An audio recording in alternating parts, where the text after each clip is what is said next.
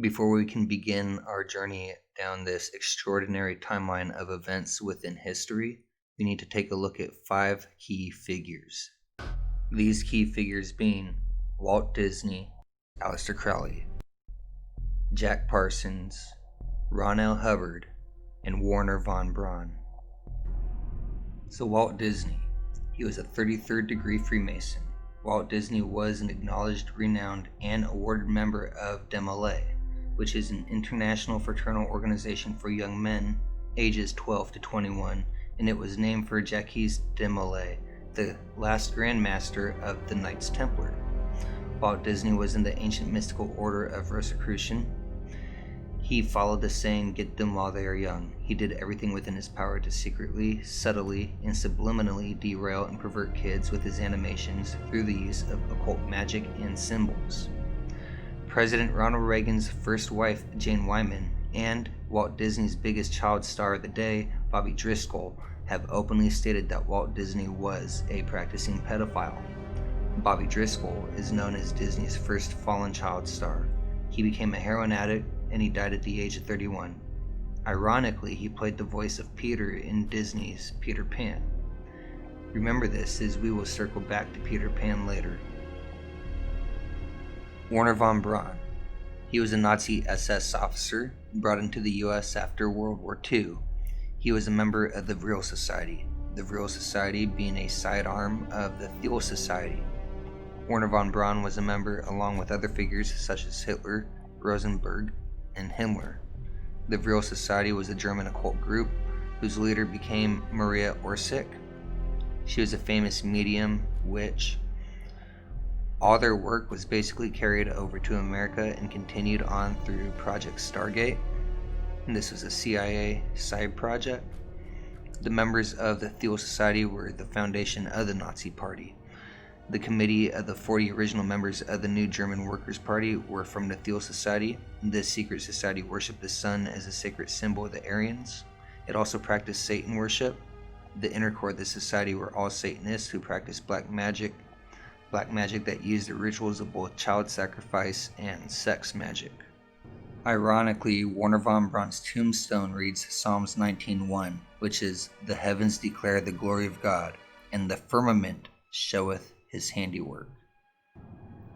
Aleister Crowley joined the OTO, or the Order Templi Orientis, in 1910, only 9 years after its founding, and was given an honorary 7th degree rank. He was a 33rd degree Freemason in the Scottish Rite.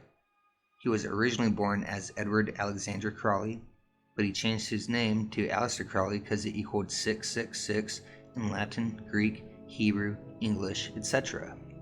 He was quoted as saying, "I simply went over to Satan's side and I don't know why. I was not content to just believe in Satan, I wanted to be his chief of staff." Aleister Crowley is the founder of the religion Thelema. He is the self-proclaimed wickedest man alive. One ritual he is famous for is known as the Whore of Babylon. This is believed to have opened up the portal to some entities that are responsible for all the technology we now have today. This is due to the vast leaps that have been made in such a short amount of time since his ritual. His student Jack Parsons later performed the same ritual. According to Crowley's personal journal, he had a sexual encounter with a Pauline Pierce who gave birth 9 months later. Pauline Pierce is the mother of Barbara Bush. Barbara Bush is the wife of the 41st President George H. Bush, or the mother of President George W. Bush. Aleister's writings also encourage pedophilia, torture, rape, and murder. Jack Parsons, he was a drug addict, a Satanist, and an intimate of Aleister Crowley and Ron L. Hubbard. He was also a leader of the California Agape Lodge of the OTO, or Order Templi Orientis. The OTO is a quasi-Mason magical order founded in Germany in 1901, and it focused on sex magic as the key of Hermetic and Masonic secrets. Some of Jack's collected writings are the Book of Babylon and the Book of Antichrist. Ron L. Hubbard. He created the cult of Scientology, the Church of Scientology, which boasts to have Tom Cruise, John Travolta, Lisa Marie Presley, Hilary Swank, Juliette Lewis, Christy Alley, Will Smith, and many others, has become the trendiest religion in Hollywood. Hubbard claims that Scientology was born the day that Aleister Crowley had died. He was good friends with Jack Parsons and an avid student under both Parsons and Crowley. L. Ron Hubbard Jr. said, "The explanation is sort of long and complicated. The basic rationale is that there are some powers in this universe that are pretty strong. As an example, Hitler was involved in the same black magic and the same occult practices that my father was." Now that we have a fair but basic understanding of these people, we are going to be able to take a look at some key events that has happened throughout history. Let's start from the very beginning. Since the dawn of time, the earliest belief on the Earth was that it was a flat disk enclosed within a dome, that it was motionless, still fixed in place, and that all the luminaries, the sun, the stars, the moon, that they all revolved around Earth, and this is depicted in all early century maps. The earliest known world maps date to classical antiquity, the 8th to the 6th century BC. The oldest examples of the 6th to 5th century BC maps are those flat Earth maps. Pythagoras introduced the globe model in 500 BC, but it wasn't until around 323 BC that we started to see spherical Earth models appear as maps instead. In 1519 to 1522, Ferdinand Magellan and Juan Elcano circled the Earth, and ever since then this has been widely and falsely so indicated as proof for a globe Earth. Since the North Pole is the magnetic center in the flat Earth model, it is very simple and very easy to see how circumnavigation is possible. In 1773, Captain James Cook started an expedition around Antarctica. According to his journals, it took 3 separate attempts, it lasted more than 3 years, and he clocked in over 50,000 miles in sailing. In 1776, 2 groups were birthed, the first being America, the second being the Bolivarian Illuminati, set in place to engineer the downfall of America over time. In 1839, James Clark Ross held an expedition around Antarctica. This one lasted 4 years and 5 months. According to his records, he clocked in anywhere from 50 to 60,000 miles trying to circumnavigate Antarctica. In 1872, Vice Admiral George Nares held his own expedition around Antarctica, which, according to history, lasted 3 years. He logged in 69,000 miles in his journeys. Understanding the history and the events that took place with all of these explorers is vastly important. According to the globe model, the circumference of Earth is 24,901 miles. This would make the circumference of the Antarctic Circle roughly around 9,900 miles. All these sailors have taken multiple journeys, clocking in over double the amount of miles that the circumference of the Earth is. While this doesn't make sense on the globe model, when you look at the flat Earth map, it makes a whole lot more sense. Now this is where it starts to get interesting.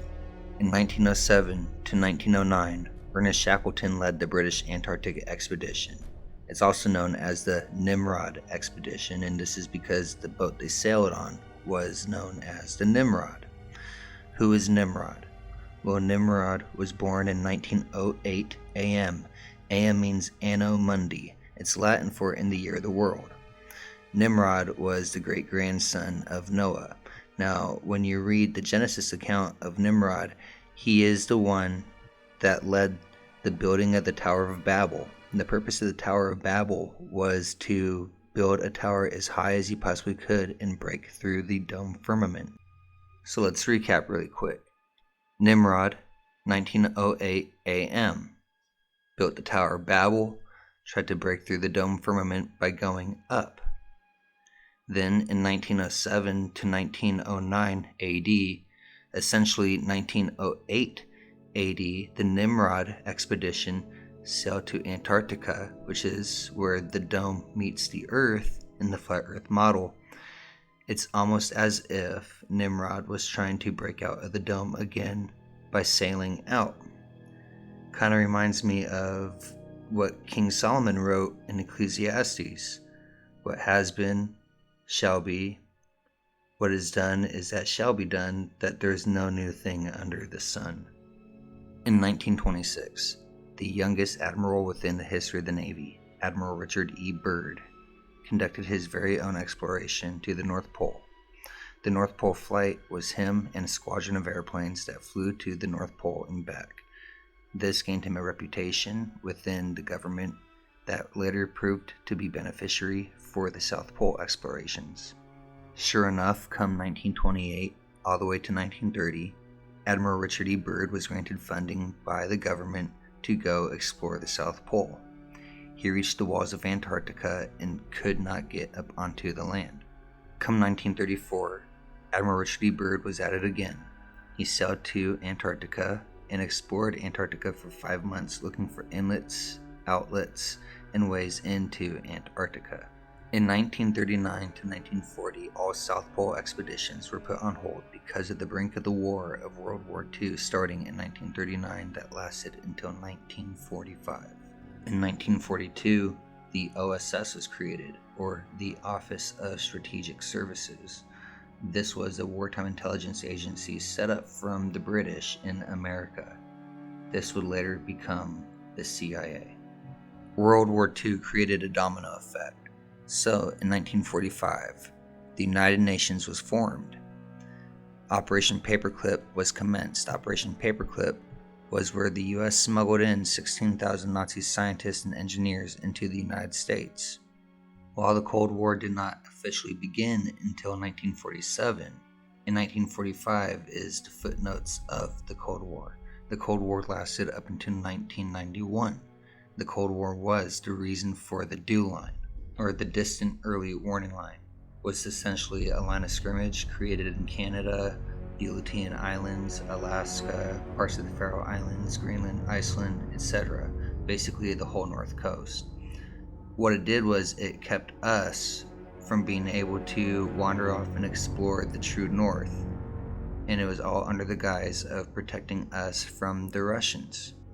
The beginning of the space race also took place in 1945. In 1946, the military commenced with Operation High Jump. This was led by Admiral Byrd. It was coined Operation High Jump essentially for the simple fact that it was about scaling and climbing up and mounting the landmass of Antarctica, which is a 1.5 to 2 mile tall ice wall. 1947 becomes one of the most significant years within this common era, with every single event that had happened. The Cold War with the Soviets officially began in 1947. The OSS became the CIA in 1947. Operation Windmill, which was the sequel to Operation High Jump, took place in 1947. The phrase tilting at windmills is an English idiom used to describe an act of attacking imaginary enemies. It derives from an iconic scene in the book The Ingenious Gentleman of Sir Quixote of La Mancha. The Ingenious Gentleman, Sir Quixote of La Mancha, is a Spanish novel which is the most influential literature of the Spanish Golden Age.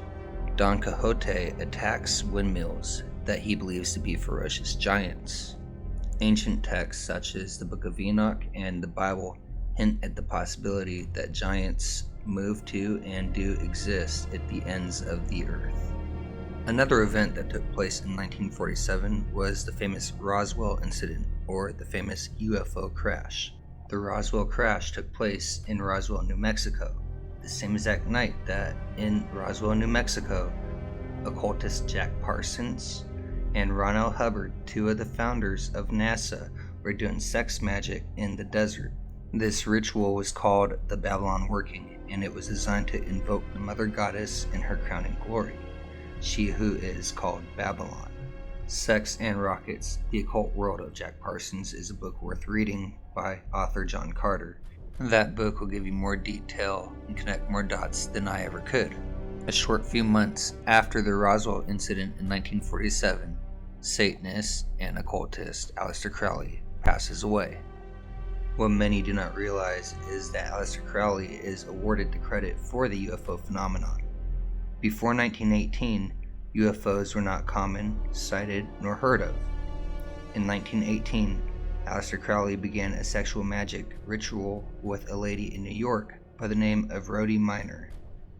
This ritual was known as the Amalantrah Working, and it was done just a few months before he spent the summer at Montauk Point. This ritual summoned the entity known as Lamb, according to Crowley. Crowley awards and gives credit to Lamb for the Book of the Law. Lamb simply told Crowley what words to write, word for word. This text is as blasphemous and antichrist as it can possibly be. It is cited by all cultists and all Satanists as a guide to live by. The real truth about this book is it's not to be glorified. It is purely demonic through and through from page 1 to the very last page. It does hold magical powers, and it can and will possess you. That was just a side note that I felt had to be stressed and put in. Please take it from me from personal experience. Ironically, Aleister Crowley sketched out what the entity of Lamb looked like, and the resemblance between Lamb and what we have been shown to be an alien gray throughout all of Hollywood, cartoons, media, video games, and so on are strikingly similar. 1947 was also the year that the Dead Sea Scrolls were discovered. It was the same year that Israel became a nation-state. It was the year the transistor was invented, and it was also the year that the sound barrier was broken. As we continue into 1950, Operation Mockingbird from the CIA was created. Simply, Operation Mockingbird was the CIA's infiltration of all forms of media to control our source of information. 1950 was also followed by MK-Ultra. Experiments on humans were intended to identify and develop drugs and procedures to be used in interrogations in order to weaken the individual and force confessions through mind control. The project was organized through the Office of Scientific Intelligences of the CIA and coordinated with the U.S. Army Biological Warfare Laboratories. Operation Artichoke also took place in the 1950s. This was operated by the CIA's Office of Scientific Intelligences, with the primary goal to extract information from unwilling subjects. They gathered information together with the intelligence divisions of the Army, Navy, Air Force, and FBI. In addition, the scope of the project was outlined in a memo dated January 1952 that stated, "Can we get control of an individual to the point where he will do our bidding against his will and even against the fundamental laws of nature, such as self-preservation?" 1953, MK Delta. The parent project of MK-Ultra, it involved the use of biochemicals in clandestine operations. A clandestine operation is an intelligence or military operation carried out in such a way that the operation goes unnoticed by the general population or specific enemy forces, such as what is going on today if you have done your research into Q, Trump, Pizzagate, and the coronavirus. 1953 was also the birth of Project Bluebird. In short, this was a project created by the CIA for creating Manchurian candidates, or unwitting assassins for a communist conspiracy. In 1954, the European Organization for Nuclear Research created CERN. The word CERN is short for Cernunnos. Cernunnos was a Celtic god. Cernunnos was an ancient Gaelic word meaning horned one. He was often depicted as a bearded man with antlers. Cernunnos was often shown with a torque, a traditional Celtic necklace of some sort. Some scholars have connected Cernunnos to prominent symbols found within Celtic lore and Druidry. Cernunnos, almost forgotten to time, regained an active second life in the 19th century when quote-unquote spiritual movements seeking to revive pre-Christian European beliefs grew in popularity. This deity appeared prominently in Margaret Murray's The God of the Witches. Ultimately, Cernunnos, when you really do some research and you compare the symbols and the origins, is the god Pan, which the movie Peter Pan and the story Peter Pan is derived from. Pan, who steals children, brings them to the lost woods. This is why there are the lost boys in Neverland, because they will never grow up. They will never become adults because of what he has done to them, who leads the children astray. CERN is accredited for creating the World Wide Web. Whenever you hop on the internet and type in www. You're typing in World Wide Web. Within the Hebrew, www is 666, just like the Monster drink. In the center of the facility of CERN is a statue of Shiva, the god of destruction in Hindu, in which there is videos of people doing human sacrifices in front of.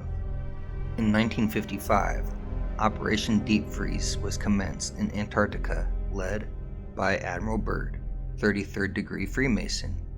This was a full expedition of Antarctica.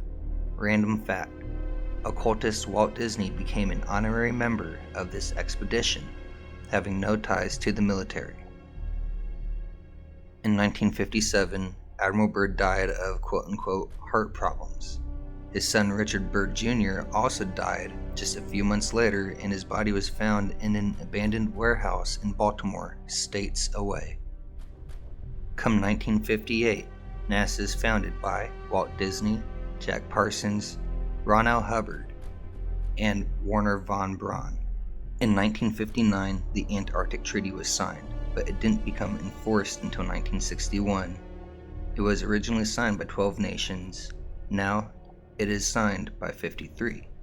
Within Article 3 is the ban of the use of heavy fuels, and it is within this clause that you discover that you have no right to go and explore Antarctica freely. In 1960, Walt Disney and the CIA team up to find land for his theme park in exchange for some special favors. In 1961, Yuri Gagarin was a Soviet Air Force pilot and cosmonaut. He became the first human to journey into quote-unquote outer space. His first words were, "I see no God up here." This created the domino effect of that year of 1961. Kennedy announces a space race against the Soviets. He also informs the country that we have already sent probes to Venus 8 years prior before the moon missions. In 1962, during the midst of the Cold War, both America and the Soviets teamed up for Project Dominic. Within the guise of Project Dominic was Operation Fishbowl. Essentially, this is where we launched and detonated over 30 nukes into the sky, high-altitude nukes, such as the Thor missile. Within Greek mythology, Thor is known for his hammer and for breaking things. The name Dominic means of the Lord. So what we have here is Fishbowl of the Lord, in which us and our sworn enemy are launching high-altitude nukes such as the Thor missile. When viewing footage of Operation Fishbowl, the explosions look nothing like an actual explosion in which there should be a mushroom cloud. Instead, the explosions are more spread out, slow, and almost appear as if they are hitting something. In 1963 was the assassination of Kennedy. Shortly beforehand, he gave a speech in which he left a series of breadcrumbs for us to follow that exposed the Illuminati, the fakeness of NASA, the fakeness of the lie of the globe. In 1969 was the fake moon missions, ending the debate of whether or not the Earth was flat or if it was round. The first astronaut to get into quote-unquote space literally said, "I see no God up here." What does that tell us? And the last event that needs to be spoken of would be how in 1970 to 1994, unknown to many, the Americans and Russia had a drilling race. Russia's Kola Super Deep borehole is the deepest man-made hole on Earth. They have drilled about 8 miles down. No one has ever drilled further than that. The points that can be gathered from this timeline is this. Just about every single great leap of technology that has been invented, that has been created since the 1800s, has stemmed from occultists, people who worship Satan, practice the dark arts, and summon entities. What many would call science, we can bluntly call seance. We also see that ever since Operation Deep Freeze, the governments of this world had started acting like animals that realized that they were in a cage. They tried to see how far they could go, they tried to see how low they could dig, and they tried to see how high up they could go. The pattern is that of an animal trying to test its barriers. Not only did they try to test their barriers, but they tried to block us off from exploring the edge. They tried to block us off from exploring the middle. They privatized space. They are trying to keep us out of the know. Fun fact, the word NASA in the Hebrew, depending on how it is pronounced, can mean one of two things. The first meaning is to deceive. The second meaning is to lift up. In essence, the word NASA can literally translate to deceiving by lifting up.